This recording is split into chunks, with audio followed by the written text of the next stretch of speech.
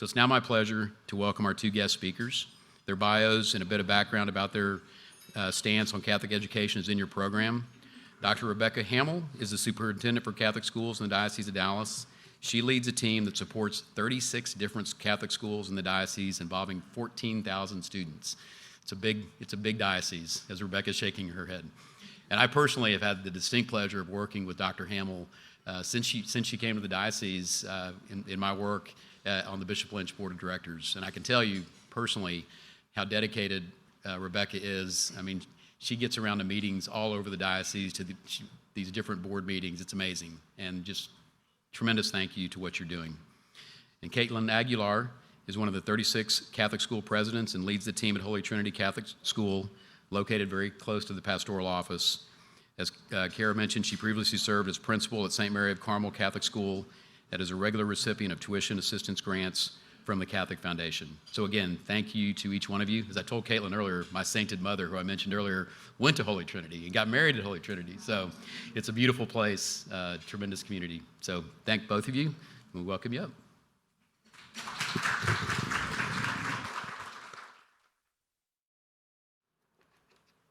I am just so happy to be with all of you here this morning. It truly is a joy. And I have to say, after listening to that very nice introduction, it is my honor to serve as Superintendent of Schools in this great Diocese of Dallas. If you've ever heard Bishop say, it's, what is his line about? It's the best diocese there is. We may not be perfect, but we are the best diocese. And certainly that is true. But I am humbled to serve in this capacity and to be able to share this mission with people like you, because this is not the way it is in all other dioceses. So I do recognize the gift of this foundation and the many benefactors who support our Catholic schools.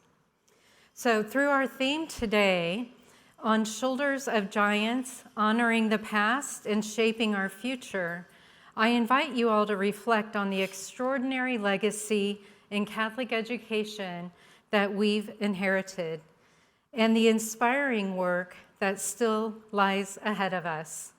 As Sir Isaac Newton once said, "If I have seen further, it is by standing on the shoulders of giants." Take a moment to consider who those giants were for you. Who comes to mind when you think of the pioneers in Catholic education? Perhaps it was your great-grandparents who sacrificed to build all those parish schools in the late 1880s, when at that time it was a directive in this country that every parish was going to have a Catholic school. Or perhaps it was your line of family members who immigrated and settled into their neighborhood and parish communities that reflected their deep heritage. There is no shortage, really, for those giants are many, holy men and women who built the foundation of our schools, visionary leaders who shaped our structures, and generous supporters whose impact continues to ripple through the generations today. Let us begin by honoring a few of those spiritual giants who laid the groundwork for Catholic education in America. St. Elizabeth Ann Seton. She is the foundress of the first free Catholic school in the U.S. Her vision of faith-filled formation and accessible education ignited the Catholic school movement in our nation. Her courage after loss and conversion reminds us that God brings purpose out of pain. St. John Newman, the fourth Bishop of Philadelphia, developed the first diocesan Catholic school system. He understood that a well-organized structure rooted in faith would be essential to pass on Catholic values to future generations. St. Catherine Drexel, a woman of great wealth who gave it all away for the sake of justice. She established over 60 schools and missions to serve Native American and African American children, She also founded Xavier University of New Orleans, the only historically Black Catholic university in the U.S. Her boldness reminds us that faith demands action. You might know these guys. Blessed Basil Moreau and Father Edward Sorin, founders of the Congregation of the Holy Cross and the University of Notre Dame. And they remind us that Catholic education must form both mind and hearts. They believed education was a work of resurrection, drawing students into lives of purpose and holiness. Archbishop John Carroll, our nation's first bishop, knew that Catholic schools would be critical in forming both faithful citizens and disciples. He envisioned a church where learning, virtue, and civic responsibility would flourish together. These saints didn't simply build schools, they shaped the soul of a nation, and their legacy lives on in our classrooms today, where dedicated teachers form students, not just for college and career, but for Christ. This legacy continues because of modern-day saints and partners, giants in their own right, like the Catholic Foundation and each of you. In 2024, the Catholic Foundation distributed $25.6 million through more than 3,000 grants, impacting nearly 1,000 organizations. For our diocesan schools in Dallas, you awarded 33 grants totaling $995,070 through the spring and fall community grant rounds. Through donor-advised funds, you directed an incredible 337 grants totaling $4,068,782 for our Catholic schools. Your Work of Heart program celebrated 20 awardees in 2024, with $33,000 granted this year alone. Since its inception, the program has awarded over 397 grants, totaling $214,500, uplifting those who serve quietly and faithfully in our Catholic schools. These numbers are not just statistics, they are stories. Behind every grant is a teacher who feels valued, a student who can attend one of our schools, and a school that can grow and flourish. Your generosity builds futures. You are the reason we can shape the future with hope and boldness. To help bring these stories to life, I've invited Kaitlyn Aguilar, one of our outstanding principals, to share her firsthand experience of the Catholic Foundation's impact on her schools. Please welcome Kaitlyn Aguilar.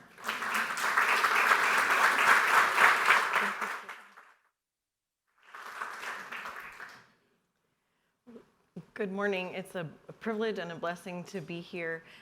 As Tom Yoxall mentioned, you are an incredible part of creating communities of hope and joy.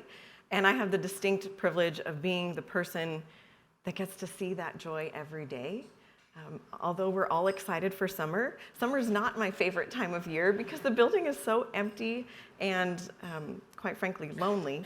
So on behalf of all of our schools in the diocese, but most especially on behalf of St. Mary of Carmel and Holy Trinity, first I want to express my gratitude, because our missions would not be possible without your support. And the work that you do truly is transformational, opening doors of opportunity, changing the lives of students and their families, and really ensuring that they are on the path to college and heaven. So thank you for that. I'm most appreciative. As I mentioned, it is an incredible honor to stand on the shoulders of true heroes and giants, both at St. Mary of Carmel and at Holy Trinity Catholic School. St. Mary of Carmel is celebrating its 80th anniversary this year, and Holy Trinity is celebrating its 110th anniversary. In addition, the Vincentians are celebrating their 400th anniversary since their founding. So true giants before us, and what a gift to celebrate and have the honor of watching our children formed in the virtues and Vincentian tradition. It wouldn't be possible, though, without you. And I have the privilege of talking to you about the three main areas that you as a Catholic Foundation support our schools. The first, as Dr. Hammel mentioned, is through the Catholic Foundation grant process. And the beauty of the Catholic Foundation is that you'll fund what others won't. Sounds pretty silly, I know. These are not the glamorous projects. These are not the fancy, new cutting edge projects that so many foundations want us to be funding. But the truth is, they're essential for ensuring the safety and security of our students and allowing our teachers to work in places that function, right? I remember writing a grant when I was at St. Mary of Carmel because a toilet had broken and then a sink fell off the wall on a child, right? The Catholic Foundation allowed me to replace the sink, the toilet, create a bathroom that was safe for our students. And while that sounds like a ridiculous request, it's the most important request. My students deserve a place where they feel safe, where they know that they're loved, and where they can be comfortable. And those things aren't possible without working toilets, without roofs, without HVAC, without driveways, without holes in them. And those are the things that the Catholic Foundation recognizes and is willing to come and walk alongside our schools to make sure we are able to do that. Just before I left St. Mary of Carmel, we received an incredible grant to replace furniture in the entire school.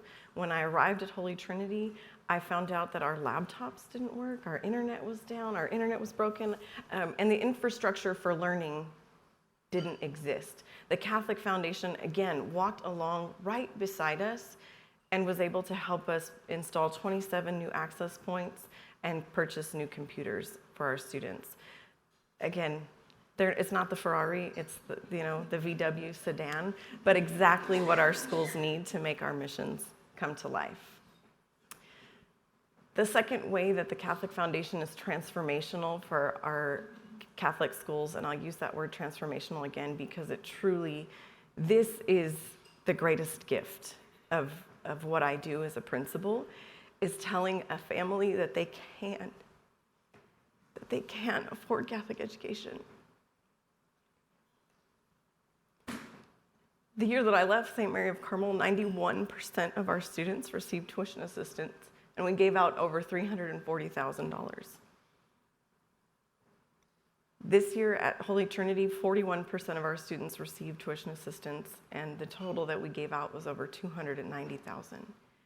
Significant portions of that tuition assistance comes not only from Catholic Foundation grants, but from Catholic Foundation donors, individual gifts from donor-advised funds, from parishioners, and it means that I can say yes. You don't get to see their faces, but I do. And so the most important thing that I can tell you is thank you. Because of you, Mateo and Emmanuel can be at Holy Trinity despite living in a shelter. Those boys have never once been late, not a single day, despite the fact that their mom rides the bus with them every morning to take them to school. This is a family that understands the opportunity that Catholic education can provide, the life-changing door that has been opened to them, and this is a family that is committed. They just couldn't afford it. And because of you, because of Father Milton, we can say yes, and we can tell them every day that your child shows up here, they will receive a high-quality Catholic education. They will receive a lunch. They will be formed as a saint. They will be loved. We talked about giants.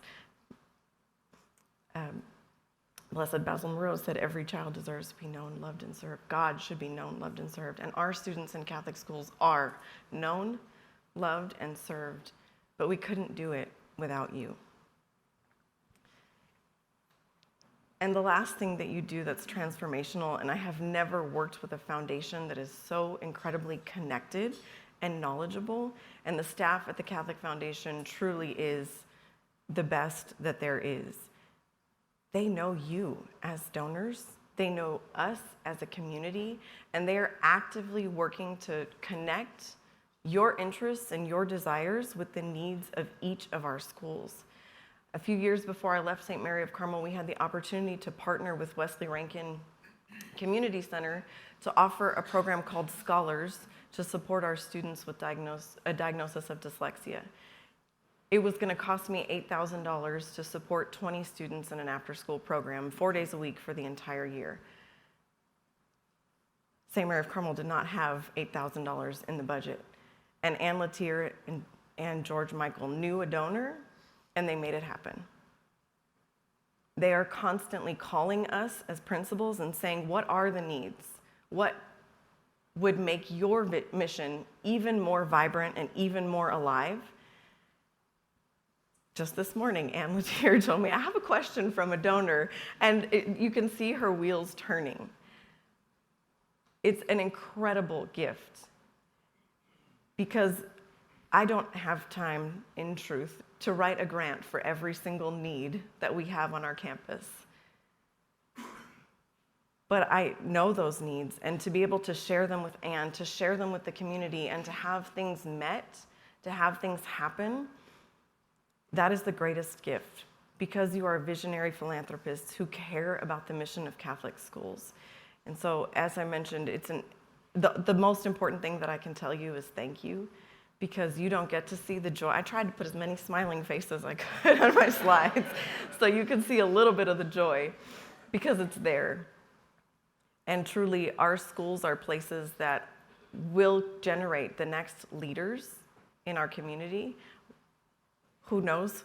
The child that graduates from Holy Trinity this year may be sitting in this room in 30 years. And it is a distinct honor and privilege to be able to form these students. And I can't thank you enough for bringing their stories to life, for opening the doors of possibility, and most importantly, for empowering me to say yes, because my job would be so much harder if I couldn't. So thank you very much.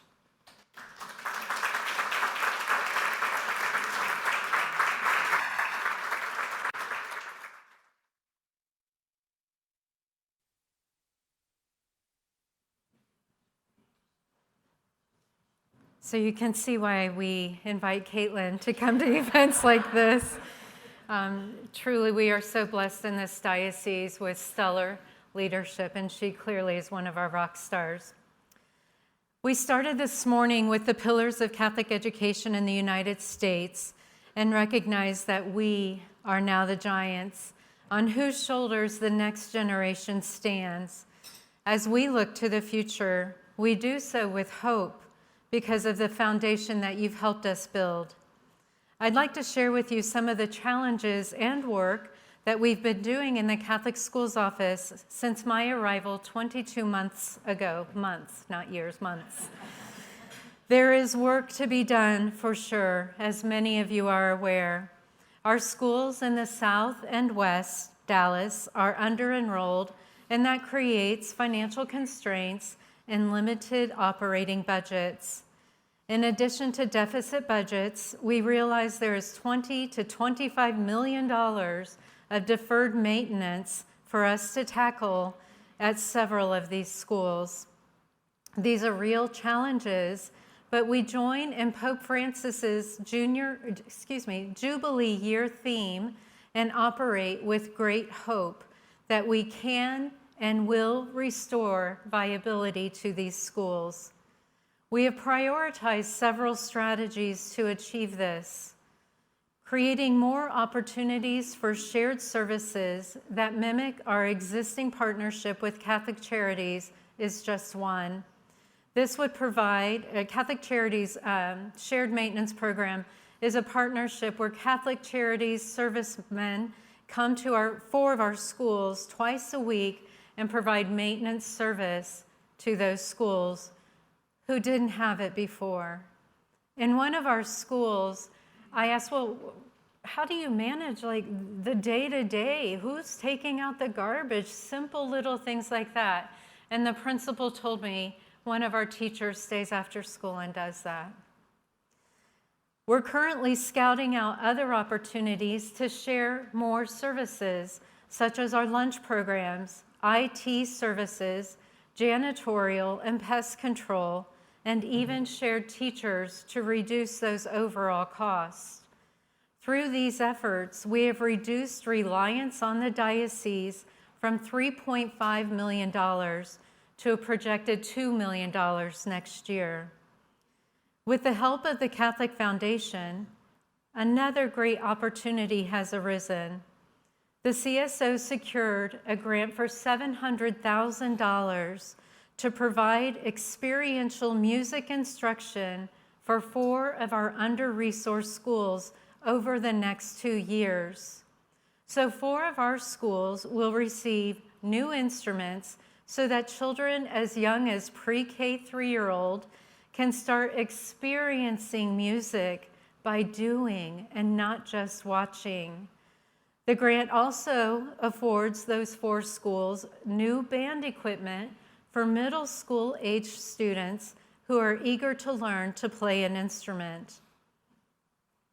Another strategy that many of you have probably are made aware of is in partnership with our Diocesan Development Office, and we launched the Light the Way campaign with a goal of raising $600,000 to help offset the collective operational deficit of 10 of our schools this year. So this current year, you might have all remembered that we launched the MAEL study last year to really look at the viability of the schools in the South and West Dallas.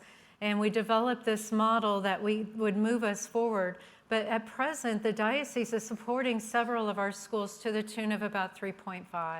And so for next year, we've whittled that down through some of these shared opportunities to 2 million. But it's not a sustainable solution, but we continue to chip away until we get those sustainable solutions. Another initiative was the launching of a televised commercial during Catholic Schools Week, which ran for 2 months. It encouraged parents to have faith in their child's future. I'm hoping you all were able to see that. We also presented a televised music program after our Christmas masses this school year, all with the intent of sharing our stories and making our schools known in the community. Because once you know our story, it's hard to walk away from that. Another strategy, in working with the Endowment Trust Committee, we restructured a pilot tuition program which ultimately expanded access to financial aid more evenly to the families in most need. The Endowment Trust remains committed to growing the fund so that we continue to broaden access to a quality Catholic education. It's important to note that the Endowment Trust affords us about $2.3 million every year to award to families in most need. Of course, you know that Governor Abbott signed school choice into law in the state of Texas just this past Saturday. Through this program, we will be able to expand access to Catholic education. We eagerly await the rules for implementation of the law in September, but understand that qualifying students will receive approximately $10,000 to apply toward private school tuition and other education-related expenses. For 9 of our 10 under-enrolled schools, this is a full-pay student and will greatly contribute to the school's sustainability through tuition revenue. I also want to note in many of these schools, regardless of what their tuition dollar amount is, anywhere from, I think $59 is our lowest, $5,900 being our lowest tuition, up to about $8,000. I'm talking again about South and West Dallas schools. It's important to note on average, we get about $2,500 to $3,500 from the family. So we are doing all that we can to sustain those gaps, because even the tuition dollar that we charge at $59 to $8,000, it doesn't come close to the true cost to educate these children. Thus, we need the village to come and help support these families.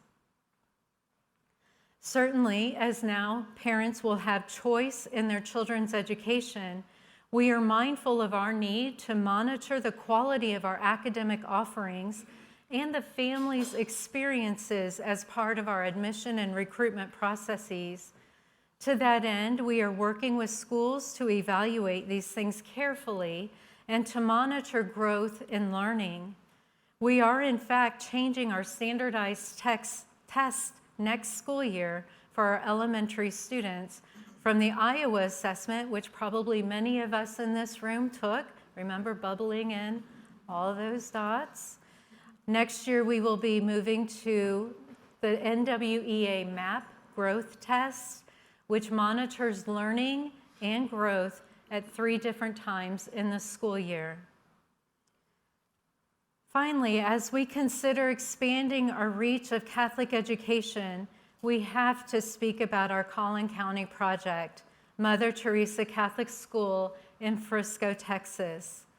This school will serve approximately 775 saints and scholars in pre-K 3 through 8th grades. Our inaugural school board was formed in April of '24 and has been meeting regularly since then. Built to serve the St. Francis, St. Gabriel, St. Jude, St. Michael, and Our Lady of Angels parish communities, this school will be a fantastic addition to our Catholic schools in Dallas. At present, our advancement committee is actively working to launch formal fundraising efforts for the joint capital campaign. Our 5 pastors are engaged and happy to support. We hope to secure the school's first employee in the coming 2 to 3 months to help streamline the school's fundraising efforts and ultimately sell our vision. Our marketing committee is working on communication strategies and developing websites to keep all interested parties apprised of our progress. Lastly, I want to speak to all of you a little bit about my goal of unifying our schools in mission. If you ask any of our school leaders about my mantra, they'll respond, better together. While all of us have the same collective mission, we honor the unique characteristics of each campus and school community. It is in being together, however, that we strengthen our relationships and bonds with one another. To that end, the CSO is intentionally bringing our school faculty and staffs together in meaningful ways so that we learn from one another and share in the fellowship of our colleagues. One such event was held just Friday, April 25th at our Distinguished Educator Banquet. Each of our 29 diocesan schools was present with their school's Distinguished Teacher of the Year.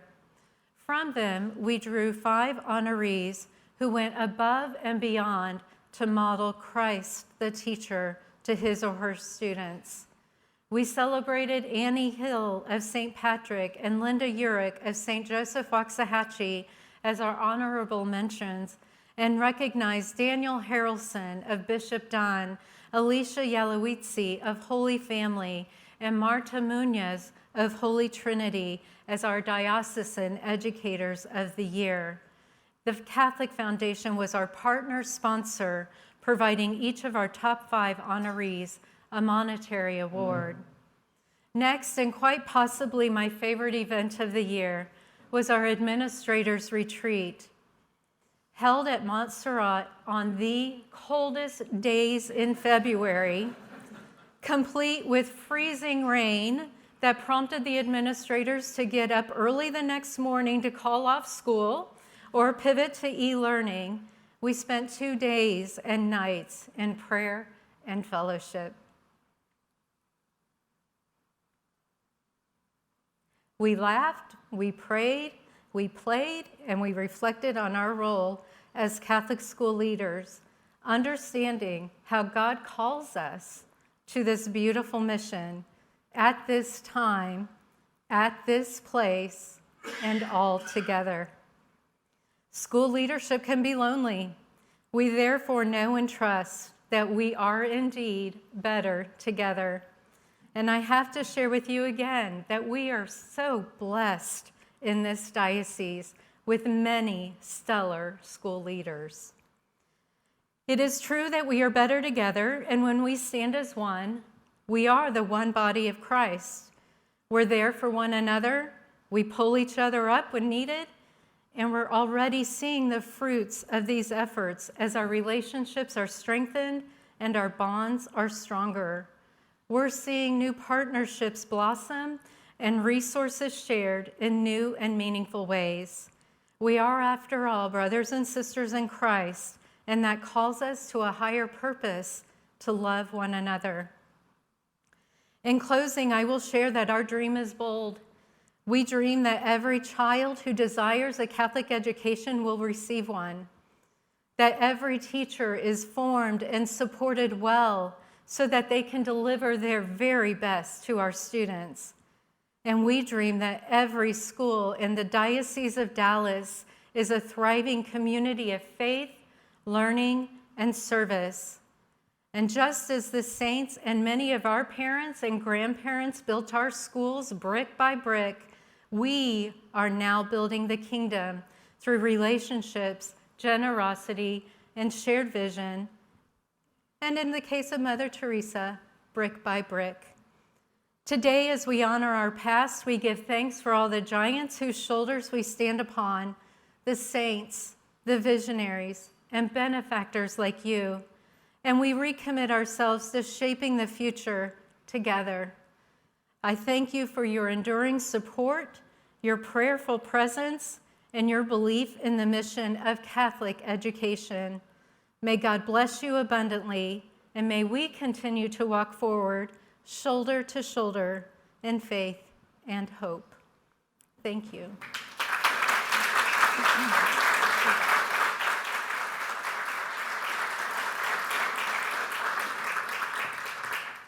At this time, Kaitlyn and I are happy to respond to any questions that you may have. I think we have a mic here that will come to you.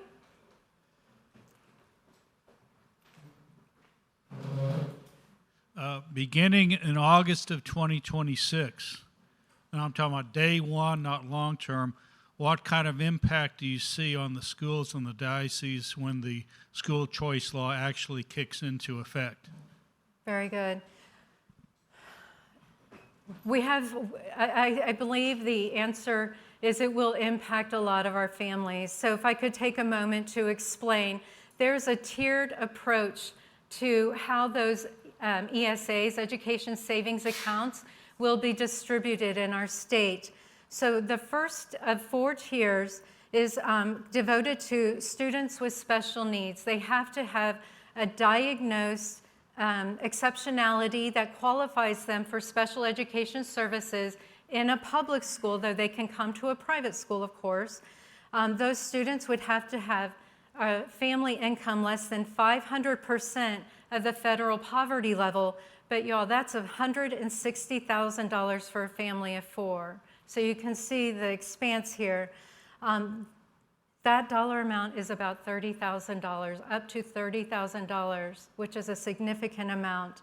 The second tier is for families who are income earners of less than 200% of the federal poverty level. That's $60,000 for a family of 4. Certainly many of our families in South and West Dallas will be able to qualify for that. That's where I think we're going to see the strongest impact. The third tier are for families between 200 and 500% of that federal poverty level, so anywhere from $60,000 to $160,000 for a family of 4. And then the fourth tier, which is capped at just 20%, they're opening this up to families who make more than 500% of that federal poverty level, but they are targeting that tier to students who are currently in a public school. So I do think it will have an impact on us come August 2026. We have to do a lot to prepare for that, meaning we need to get out and educate all of our families so that they understand what this is all about, how they apply, and we plan to be right there to handhold, set up the computers, walk them through that whole process, and I think we're going to see a good result. Please know that in the first couple of years, the funding is set at $1 billion. There are 5.5 million school-aged children in the state of Texas, and that means about 80 to 90,000 ESAs can be distributed in those first couple of years. One of the beautiful things is that when one child in the family is deemed eligible and approved for an ESA, every other student that the family registered for ESAs automatically comes in. That's where the game changer can be for us. Because if you go back to the statistic I cited on the dollar amount we're receiving in tuition revenue from the families in South and West Dallas, from $2,500 to $3,500, if they have 4 children, currently we're getting about $3,500 from them, suddenly we're at $40,000. That is the game changer for us. Thank you for the question.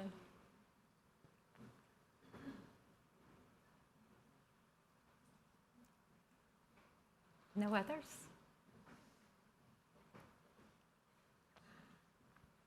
Thank you for your presentation. My question to you, with the ugliness of immigration, what impact does that have on the schools? Looking at your picture, I saw a lot of Latinos, not necessarily that they're illegal, but maybe their parents came in here and have issues. Does that have any impact on your administration? We receive children regardless of immigration status. However, with the education savings account, it is written in law that they have to be a documented person here in the States. So as far as attendance in our schools, there's no impact. As far as qualifying for this program, there certainly would be an impact. One of the principals told me recently they suspect 25 to 30% of their families may not qualify for this program for that reason. Do you have something? I was just going to say, at the school level, we don't ask families, part of our social security numbers, status, we don't ask any of that in our application process, although we have heard from families that are worried. So I will say this year, as we do our re-enrollment in January for next year, and so we had families that were asking us, well, what happens if I enroll and something happens and I'm not here in August? What is the refund policy? It's something they've never thought of before because they're committed to our school and they want their kids attending our school, but now there are some questions. So we definitely have seen, I think, increases in anxiety and fear, but our children, we have not seen drop in attendance due to any concerns with immigration, and I think our children are still in a place where they feel safe, where they feel loved, and they're thriving, and we're doing everything that we can to just let our parents know that that is our mission, to create a safe environment for their students, and we're committed to continuing that.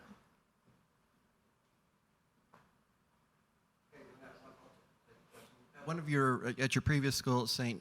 Mary of Carmel, you and I had a conversation out in the parking lot once of how do you retain faculty when they could go to a Dallas ISD school. So how do you do that? And then once they come to you, as opposed to going to a DISD public school, how do you retain them and keep them on staff knowing that they could leave and go to a public school and earn more salary?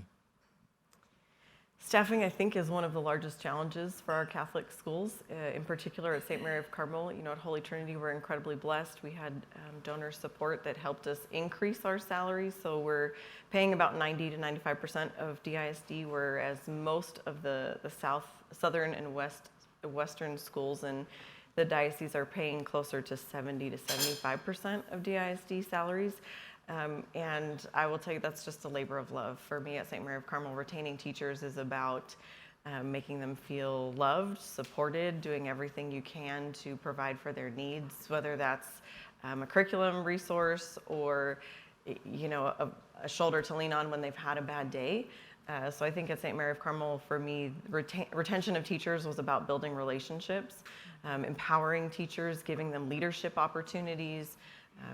And at St. Mary of Carmel, we were so incredibly blessed, and it was a lot of people who were in this room, people who would do small things like bring my teachers lunch, give them gift baskets. You know, those little things go a long way to making teachers feel seen. And I will say a lot of teachers that work in the Diocese of Dallas, they're doing it because it's a mission, it's a calling, and it's a vocation for them, and they're so happy to be there. If you can nurture them, if you can plant those seeds of appreciation, it goes a long way for them and affirms the vocation that they've chosen. Can I also add to that? I would say in concurring here that it is a challenge and it's something that we need to confront, I believe, as a diocese. The discrepancy between, you know, the schools that we would deem are wealthy, they can pay at about 100%. And right now, DISD starting teacher salary is $60,000. Some of our high schools are able to do that. But some of our schools are starting at $37,000, $38,000. Now try imagining living in Dallas on that salary and understanding that these are kids out of college that are just getting their feet wet in their career and then confronting all these challenges just to live, right? So we are looking at that as well. If we don't have any further questions from the room, I'd like to take this opportunity to thank Dr. Hammel and Kaitlyn